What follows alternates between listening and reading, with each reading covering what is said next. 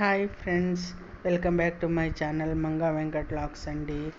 Hi friends, welcome back to my channel. ఈరోజు ఒక super duper curry చేసి చూపించబోతున్నాను. నిజంగా చాలా చాలా చాలా చాలా బాగుంటుందండి. ఎందుకు ఇలా చెప్తున్నాను అంటే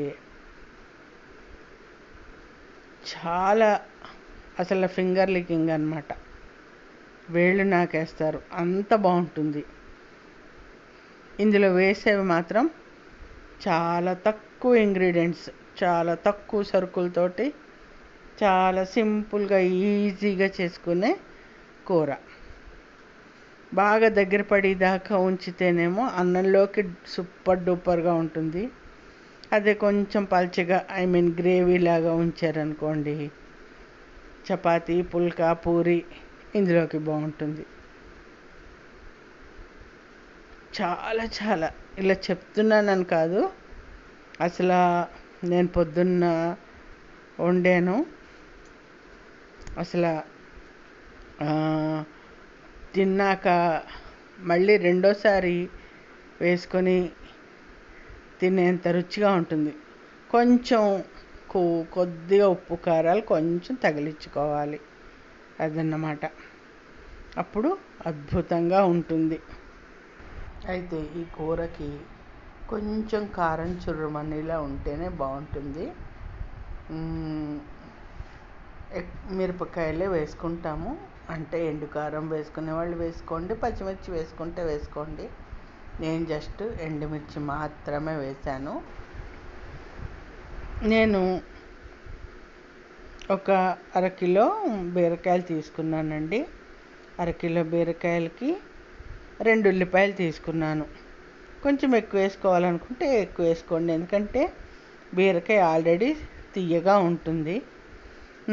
ఉల్లిపాయ కూడా తియ్యగా ఉంటుంది కాబట్టి ఎక్కువ వేసుకుంటే అంత బాగోదేమో అని నా ఉద్దేశము. 2 టేస్ట్ సమానంగా మనకి చాలా బాగుండాలి అంటే మాత్రం నేను చెప్పానుగా, అరకిలోకి 2 ఉల్లిపాయలు తీసుకున్నాను. ఒక 4 నుంచి 5 ఎండుమిరపకాయలు తీసుకున్నాను, ఎందుకంటే ఎండుమిరపకాయలు చాలా కారంగా ఉన్నాయండి మా ఇంట్లో. ఈసారి తెచ్చిన మిరపకాయలు చాలా కారంగా ఉన్నాయి. అందుకోసం అని చెప్పి నేను 4 నుంచి 5 మిరపకాయలు తీసుకున్నాను, ఎండుమిరపకాయలు మాత్రమే. అలాగే సన్నగా తరిగేసుకుని ముక్కలు మూకుడు పెట్టేసుకుని స్టవ్ మీద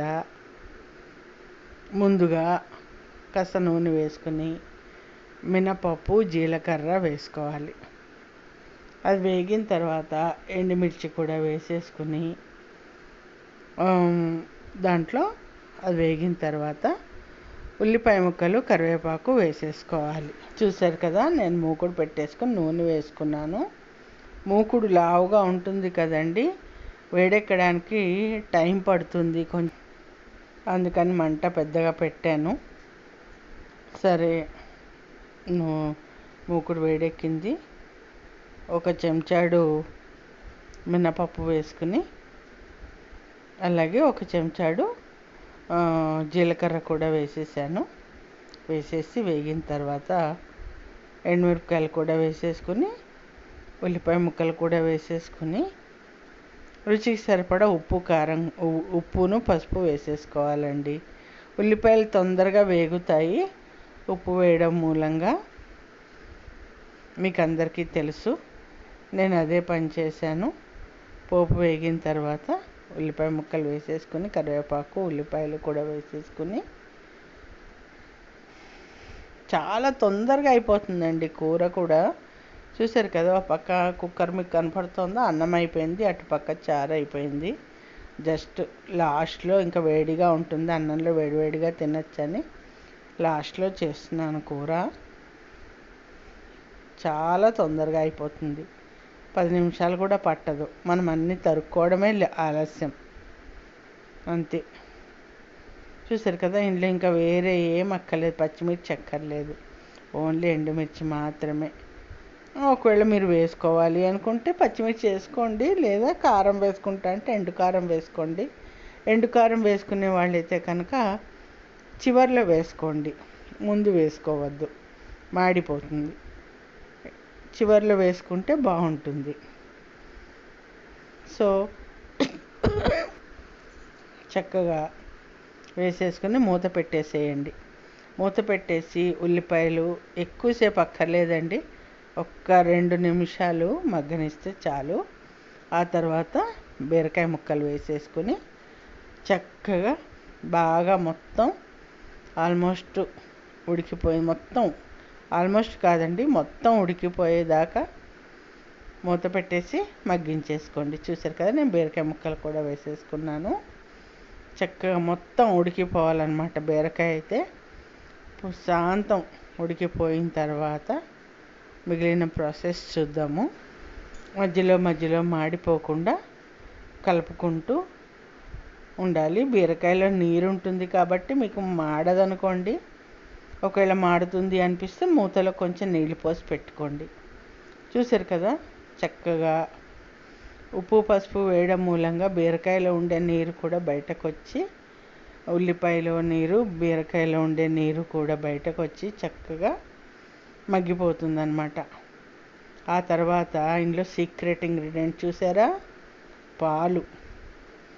చక్కగా మీ కూరని బట్టి ఒక గ్లాసుడు పాలు పోసుకోండి.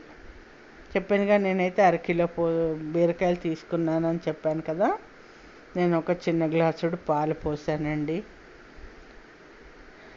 ఇది వేయడం వల్ల ఎంత బాగుంటుందంటే కూర మామూలుగా ఉండదండి, సూపర్ ఉంటుంది. దీనివల్లే ఈ కూరకి రుచి. అల్లం వెల్లుల్లి వేస్తే బాలింతరాలకు కూడా పెట్టచ్చండి ఈ కూర, అంత బాగుంటుంది. చూసారు కదా, చివర్లో ఇదొకటి కూడా మిస్ చేయొద్దు. అదేంటనుకుంటున్నారా, వేయించిన ధనియాల పొడి. నాకు ఎప్పుడు ఇంట్లో అన్నీ రెడీగా ఉంటాయి, జీలకర్ర పొడి, ధనియాల పొడి, మిరియాల పొడి, అన్ని పొడులు నేను పెట్టుకుని ఉంచుకుంటానండి. కూరకార పొడి, చారు పొడి, సాంబార్ పొడి అన్నీ ఉంచుకుంటాను. ఎందుకంటే మనం స్టవ్ దగ్గరకు వచ్చామంటే ఎక్కువసేపు వంట చేయాల్సిన పని ఉండదు. అన్నీ రెడీగా ఉన్నాయంటే గట్టిగా 10 నిమిషాల్లో వంట అయిపోతుంది. అందులో ఇవాళ రేపు 4 స్టవ్ కాబట్టి ఇంకా ఈజీగా తొందరగా అయిపోతుంది, దాని మీద తలోటి పడేసుకుంటే. కాబట్టి చూసారు కదా, చివర్లో వండాను కూర. చాలా చాలా చాలా చాలా బాగుంది, అద్భుతంగా ఉంటుందండి. ఇన్నిసార్లు చెప్తున్నానని కాదు, నిజంగా ట్రై చేయండి ఫ్రెండ్స్.